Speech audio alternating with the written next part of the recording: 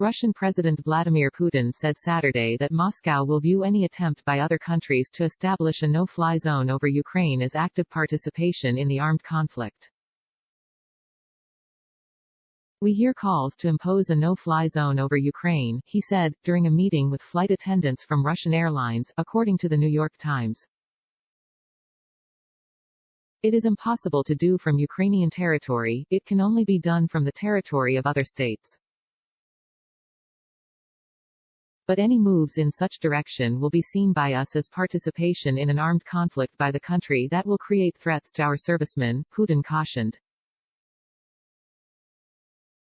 That very second, we will view them as participants of the military conflict, and it would not matter what members they are, the Russian president said.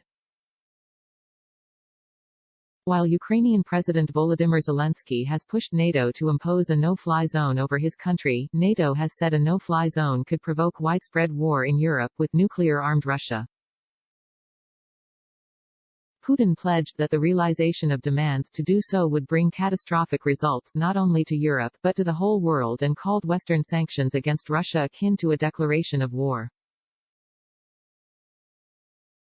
Our proposals are on the table with the group of negotiators from Kyiv, he said.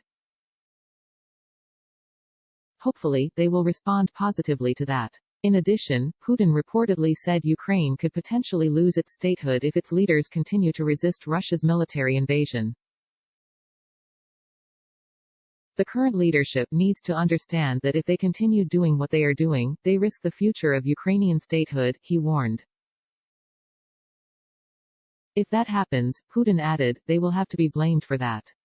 Although there have been rumors about impending martial law and conscription in Russia, Putin said that he did not plan to impose martial law unless there was aggression against Russian territory and that conscription would not be a problem.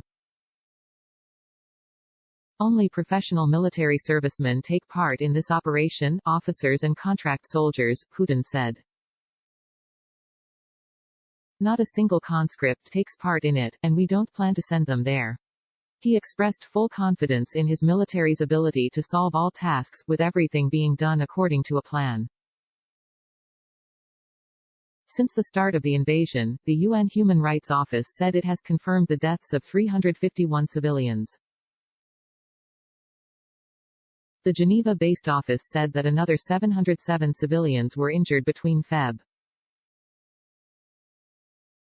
24 and midnight Friday. Ukrainian officials have presented far higher numbers. A limited ceasefire that Russia declared to allow civilians to evacuate two cities in Ukraine quickly fell apart Saturday, with Ukrainian officials blaming Russian shelling for blocking the promised safe passage.